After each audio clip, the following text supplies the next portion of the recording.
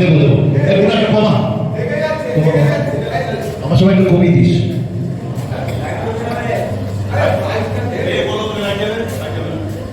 আচ্ছা যাই হোক,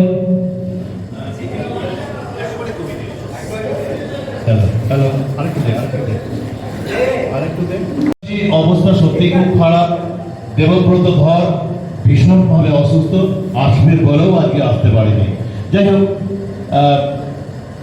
সোমনাথ পলাশের কথা বলি, বর্তমানে ইন্দোরে থাকেন। সত্যি আমরা খুব খুশি। আমি সরাসরি মঞ্চে ডাক করতে সোমনাথকে প্লিজ।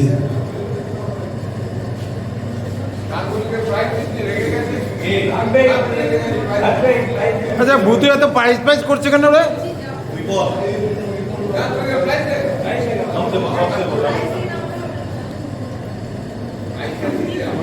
আচ্ছা এক মিনিট। অত্যন্ত আনন্দের খবর এটাই, সোমনাথ পলাশ বউকে নিয়ে এসছে। আমি কই এই মঞ্চে আসতে হবে। ছবি কি হলো রিল মাস্টার? এই কেউ দেখি ফটো, স্টিল ফটো, ছবি চলো কি শিখিয়ে দিচ্ছ? হ্যাঁ বলো কিছু, ঠিক বলো মুখে লাগিয়ে সকলকে শুভ সন্ধ্যা। আমাদের পক্ষে খুবই আনন্দের মুহূর্ত। এর আগে যে দুবার হয়েছে সেই দুবার আমাদের আশা ইচ্ছে থাকলেও আসতে পারে। ছেলেমেয়েদের কলেজে অ্যাডমিশনের সময় ছিল সেই বছর, এক বছর ছিল ছেলের অ্যাডমিশন, আর এক বছর ছিল মেয়ের অ্যাডমিশন। তো সেই কারণে আমরা আসতে পারি। এখন আমাদের ছেলে ও মেয়ে দুজনেরই বিয়ের কার্ড হয়ে গেছে, আমাদের দুজনেই এখন ফ্রি। তো সেই জন্য আশা করছি এবছরও আসতে পেরেছি। আর আগামী ভবিষ্যতে যদি আমাদের আবার গেট টুগেদার তখনই হোক, তোর মাইক্রোফোনটা দিয়ে দিবি, আমরা 100% আশা তোর মাইক্রোফোনটা দিয়ে দিবি, এটা বাজে। গেট টুগেদারের পুরো ব্যাপারটা অনেকটাই ইমোশনাল। এটা ঠিক সব কিছু হিসেব কিতাব করে এটার মানে ব্যাখ্যা করা সম্ভব নয়। এতদিন পরে ছোটবেলাকার মাইকটা কাছে নিন, ছোটবেলাকার অনেক স্মৃতি, সে প্রাইমারি স্কুল থেকে কলেজ লাইফ পর্যন্ত অনেক কিছু জড়িয়ে থাকে। সুতরাং সেইটাকে হাসি কান্না এই যে জিনিসগুলো, এগুলো ঠিক কত পয়সা খরচা হবে করে যাবো ঠিক তার উপর ডিপেন্ডেন্ট নয়। এটা বেশিরভাগই হচ্ছে নিজের একটা সদিচ্ছা এবং বন্ধুদের সঙ্গে দেখা করার কথা। আজকে ব্যস্ততম জীবনে যেটা আমরা বাইরে থাকি করে খুব ফিল করি, সেটা হচ্ছে আত্মীয় স্বজনের সঙ্গে বন্ধু বান্ধব থাকলে পরে তখন মনে হয় যে আমাদের বেশ একটু ভরাট লাগছে। তো সেই জন্যে আমরা এই ধরনের গেট টুগেদার মিস করতে চাই না। আর আমাদের যখন এই প্রোগ্রামের কথাবার্তা হচ্ছে, কে আসবে কে না আসবে, যখন কথাবার্তা হয় তখন আমার বউ মাঝে মধ্যে বলতো যে এটা তো কারো মেয়ের বিয়ে না, যে এটা এখন বধূকে বলেছে যে এটা দাদা আপনার মেয়ের বিয়ে তো নয় যে সবাইকে হাতে পায়ে ধরে আনাতেই হবে বা তাদের আসার জন্য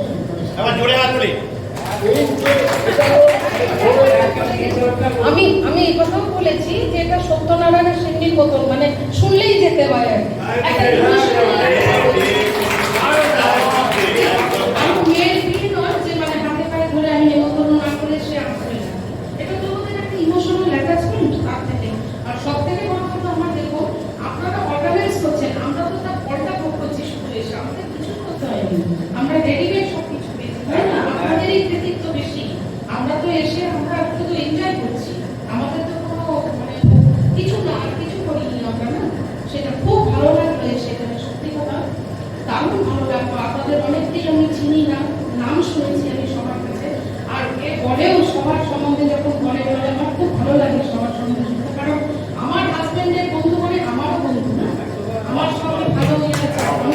আমি যদি হাজবেন্ডের সঙ্গে অ্যাটাচ থাকি, এ যার সঙ্গে বিষ নিয়ে মাথায় শিখিয়ে ঠিক কি না সেটাই একটা কথা আমাদের বলে রাখি, কি সাংঘাতিক বিষাক্ত একটা পোকা দেওয়া হয়েছে, তাও মাইক করে কত সহলে একই সকলকে আমার ধন্যবাদ এবং বন্ধুদের আর কি ধন্যবাদ দেবো। দারুণ লাগলো আমাদের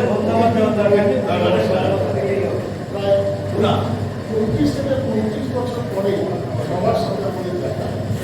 সত্যি একটা দু একজনের সঙ্গে মাঝে দেখা হয়েছে, কিন্তু এতগুলো বন্ধুর সাথে একসাথে একদিনে দেখা হওয়া, এটা এরকম গেট টুগেদার ছাড়া সম্ভব নয়।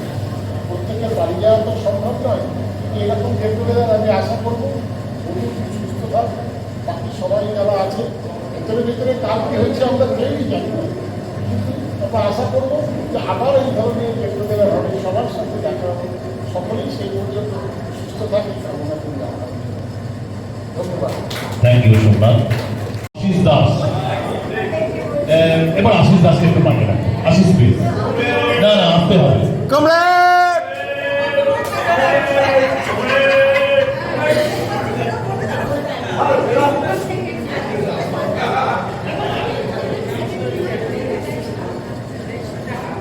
তোরটা দে না, বলছি তোরটা দে না, তোরটাতে ভালো আসছে। থেকে বিচক্ষণ ব্যক্তি, আমি যে কবে সব থেকে বিচক্ষণ ব্যক্তি হলাম জানি না।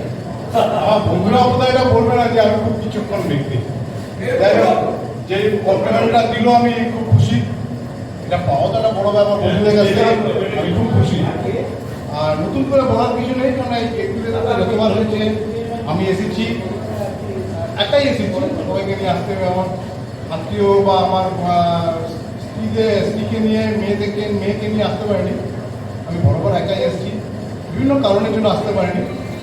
তবে প্রত্যেকবার আসি, সকলের সাথে দেখা হয়, কিছু মুখ তো আমরা সবাই পুরনো, কিছু নতুন নতুন মুখ পাই, এবারে আমি পলাশকে পেয়েছি, আরেকজনকে পেলাম, থেকে খুব ভালো লাগছে, উৎসব হলে দেখছি আমাকে, আমার ছোটবেলার বান্ধবী মিতা, খুবই ভালো লাগছে আমার। মিতা, ধন্যবাদ তোকে আসার জন্য। আর এমনি সকলকে সবাইকে আবার ধন্যবাদ জানাচ্ছি, বেশি কথা বলার দরকার নেই, কারণ আমি তো খুব পরিচিত মুখ, বারবার এসেছি। আর অন্যরা কেউ কিছু করুক, এটাই শুনতে বেশি ভালো লাগে। ধন্যবাদ সবাইকে, সকলে ভালো থাকিস, আপনারা সকলে ভালো থাকবেন। এবারে নতুন মুখ আমার মনে হয় পদ্ম পদ্ম পলাশের হয়ে গেছে, চলায় প্রসঙ্গ বলে রাখি, আমাদের গ্রুপে যখন পদ্মর ছবিটা পোস্ট করা হয় তখন কিন্তু ম্যাক্সিমাম কমেন্ট করেছে এটা কে রে, তোকে বলতে বলেছি, তুই যখন ডাকবো তখন বলবি। যাই হোক, এবার এটা কে রে, এবার এটা পদ্ম, এটা যার ওকে আমরা পদ্মই বলি। সত্যি বলছি, স্বীকার করতে কোনো দোষ নেই, কোনো অপরাধ নেবেন না কেউ, ভালো নামটা সত্যি বলতে পারবো না। তেমনি বোধ হয় ও আমার ভালো নাম, আমাকে বলছে তুই কে রে, নে।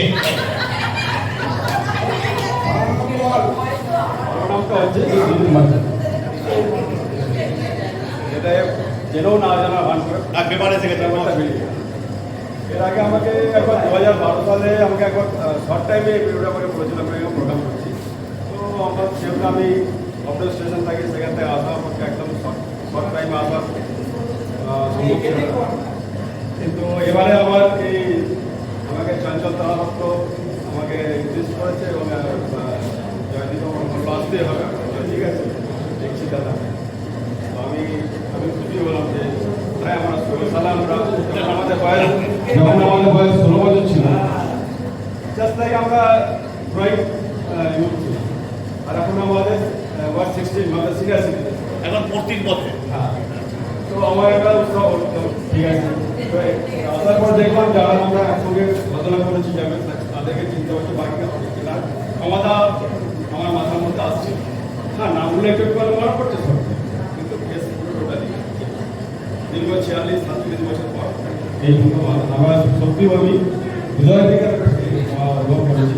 দূর থেকে কন্ট্রিবিউশনটা আমি সহযোগিতা থেকে আলোচনা করতে পারিনি। আমি খালি যেরকমই বললো যে আমরা এখানে এসেছি আর একটা ফেস্টিভ্যালটাকে কোনো প্রেশার নেই, কিছুই নেই। জাস্ট আমি একটা আনন্দ উপভোগ করার জন্য